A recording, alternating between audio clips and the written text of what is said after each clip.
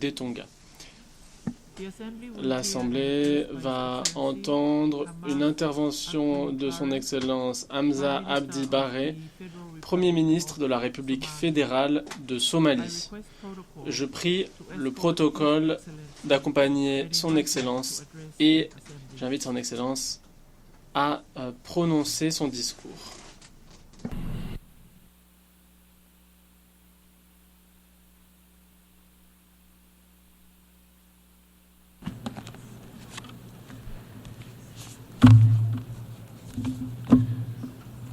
Bismillah ar-Rahman ar-Rahim. Your Excellency, Excellence Philemon Yang, Monsieur le Président de la 79e session de l'Assemblée générale, Excellences, Mesdames et Messieurs les chefs d'État et de gouvernement, Mesdames et Messieurs les représentants, Mesdames et Messieurs,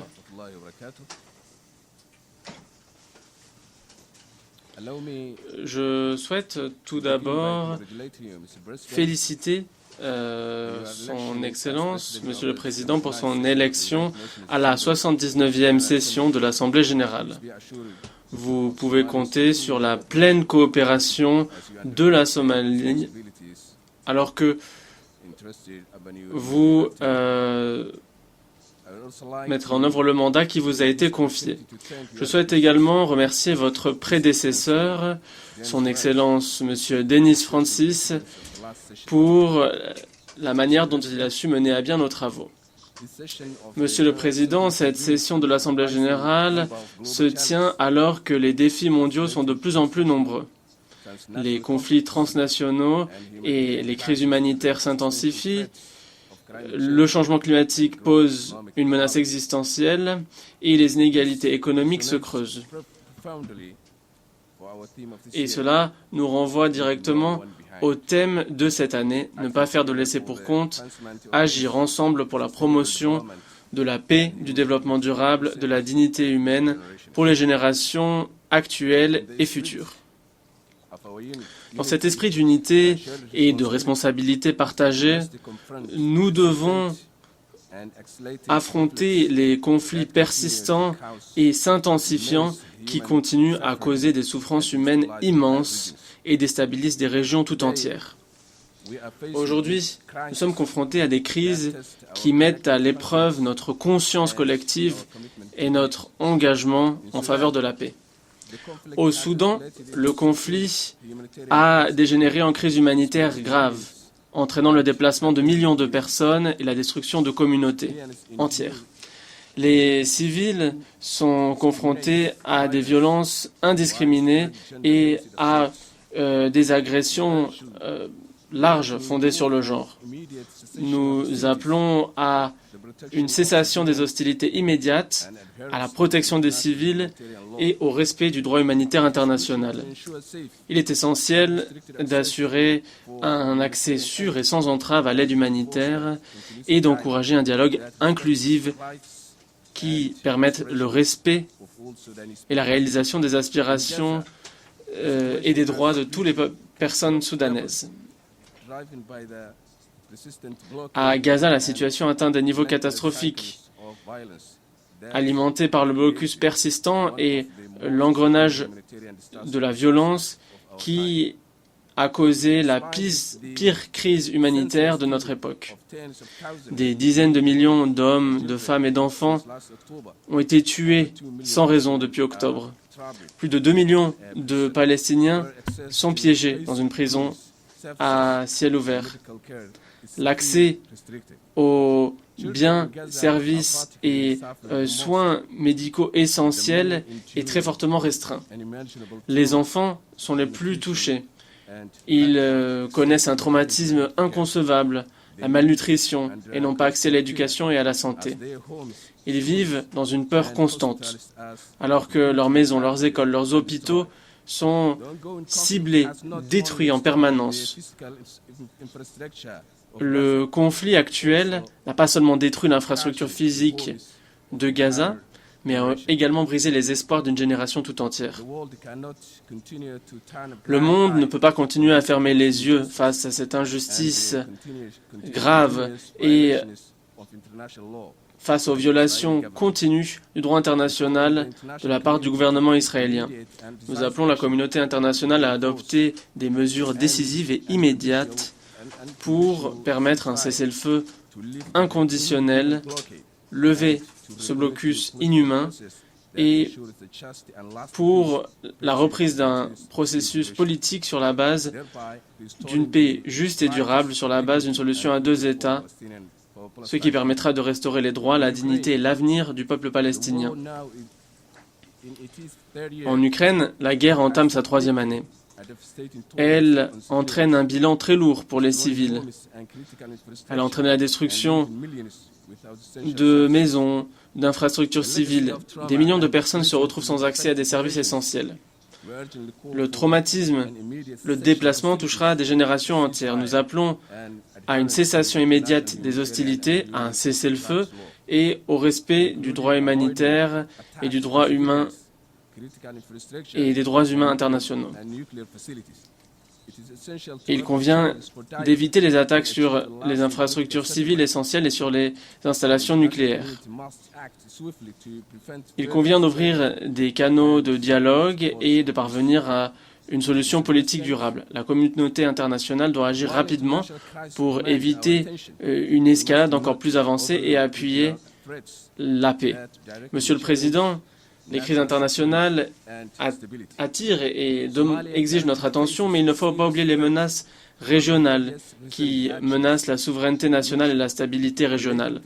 La Somalie est confrontée à une menace grave en raison des actions récentes de l'Éthiopie qui constituent une violation flagrante de notre intégrité territoriale. L'Éthiopie a tenté d'annexer des parties de la Somalie sous prétexte d'avoir accès à la mer, ce qui est illégal et inutile. Les ports somaliens ont toujours été accessibles pour les activités commerciales légitimes de l'Éthiopie, ce qui témoigne de notre engagement au commerce et à la coopération régionale. Toutefois, les manœuvres agressives de l'Éthiopie, y compris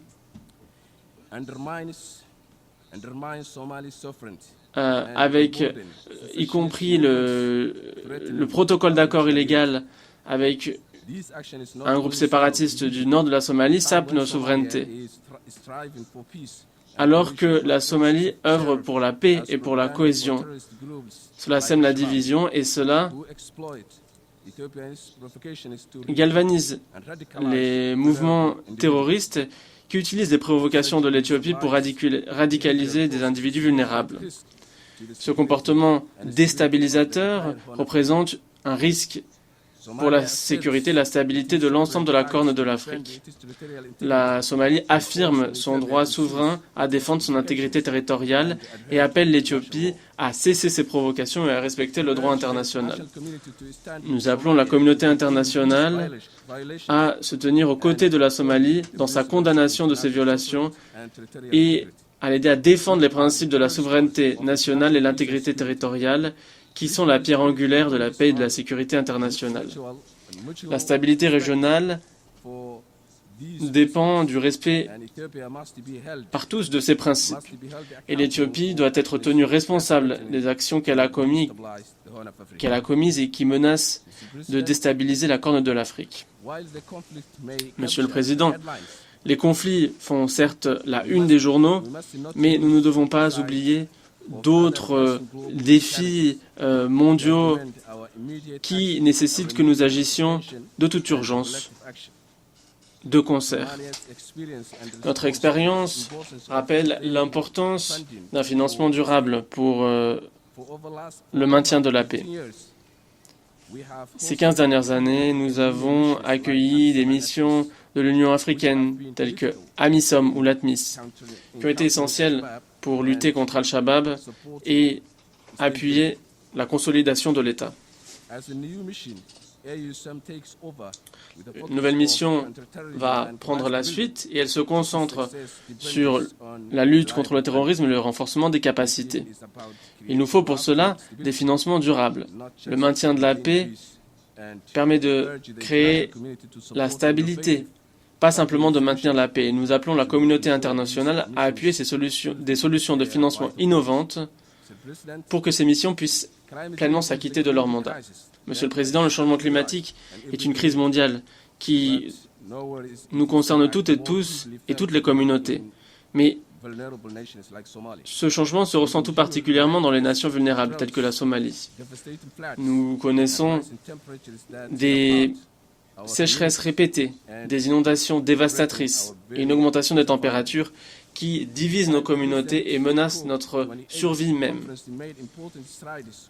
La COP28 a été marquée par des mesures de véritables jalons avec la création du fonds pertes et préjudices et des engagements à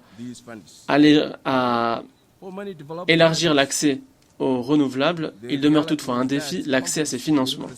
Pour de nombreux pays en développement, la réalité, c'est que la bureaucratie est complexe, les critères sont rigides et les ressources nécessaires ne sont pas suffisantes, ce qui empêche ces pays d'avoir accès à une aide tant nécessaire. Il ne suffit pas de faire des promesses, mais ces promesses doivent permettre de venir en aide aux personnes qui en ont le plus besoin. La communauté internationale doit simplifier l'accès à ces fonds essentiels pour que des pays tels que la Somalie puissent consolider leur résilience, protéger leur population et sécuriser un avenir où chacun puisse prospérer. Monsieur le Président, réformer le Conseil de sécurité des Nations Unies est essentiel pour veiller à ce qu'il corresponde à la réalité géopolitique d'aujourd'hui. La structure actuelle ne représente plus, comme il se doit, les voix et les préoccupations des nations du monde, en particulier s'agissant de l'Afrique, de l'Asie et de l'Amérique latine. Nous appuyons le consensus des Zulwini, qui appelle à un conseil plus représentatif et inclusif. Cette réforme est nécessaire afin d'améliorer la crédibilité des Nations Unies et son efficacité pour relever l'ensemble des défis mondiaux, de la paix à la sécurité, au développement et aux droits humains. Réformer les institutions financières internationales est également capital afin de construire une économie mondiale plus juste qui promeuve la croissance inclusive et le développement durable. Le système financier international actuel favorise seulement quelques-uns et perpétue des inégalités et restreint la capacité des pays en développement à se développer. Nous appelons à des réformes qui rendront ces institutions plus redevables, transparentes et plus à même de répondre aux besoins des plus pauvres et des plus vulnérables. Monsieur le Président,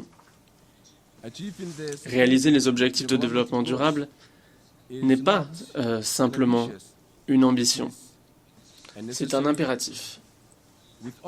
Il ne nous reste que 6 ans. Le monde est bien loin d'honorer sa promesse collective de mettre fin à la pauvreté, de protéger notre planète et de garantir la paix et la prospérité pour toutes et tous d'ici à 2030. Nous devons de toute urgence renouveler notre engagement en augmentant les financements, en créant des partenariats innovants et en nous concentrant sur l'aide pour les plus vulnérables.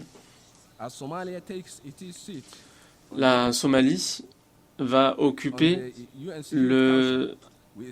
un siège au sein du Conseil de sécurité et nous sommes prêts à coopérer avec toutes les nations pour relever ces défis, encourager la coopération et le multilatéralisme et construire un monde où personne n'est laissé pour compte.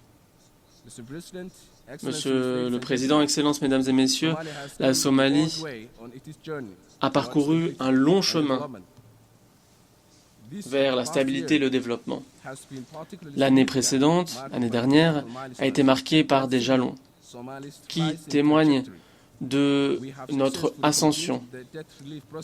Nous avons terminé le processus d'allègement de la dette qui nous permet de retrouver notre souveraineté économique et de réintégrer le système financier international. Par ailleurs, notre adhésion à la communauté d'Afrique de l'Est nous permet d'entamer un nouveau chapitre d'intégration régionale, de commerce, de coopération. Et nous avons également adopté une mesure historique pour mettre fin à l'embargo sur les armes de longue date, ce qui nous permet de défendre notre souveraineté et notre sécurité.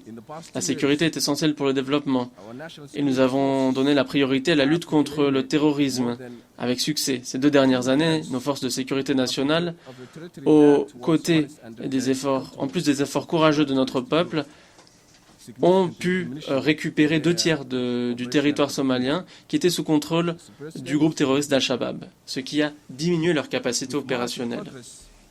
Monsieur le Président, il y a eu de grandes avancées en matière de gouvernance, de démocratisation, de stabilité politique. Et nous allons connaître une croissance économique majeure sur cette trajectoire, avec des ressources qui sont encore inexploitées et un emplacement stratégique, car nous sommes au bord d'itinéraires commerciaux maritimes majeurs. Nos terres arables représentent un potentiel pour la production agricole et notre secteur de l'élevage animal est parmi les premiers dans le monde. Nous avons également l'un des plus grands potentiels de renouvelables, notamment pour l'éolien terrestre. Et notre littoral long représente de grandes opportunités pour la pêche durable et pour d'autres secteurs de l'économie bleue.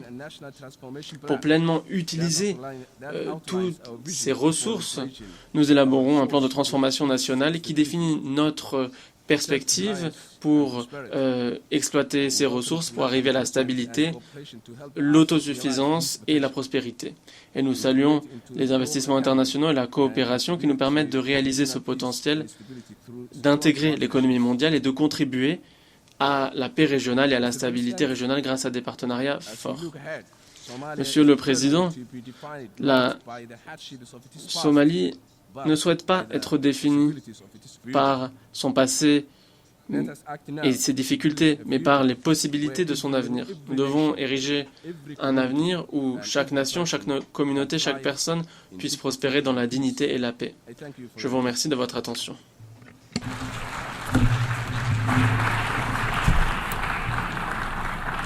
On behalf of the Assembly, I wish to Au nom de l'Assemblée, je souhaite remercier le Premier ministre de la République fédérale de Somalie.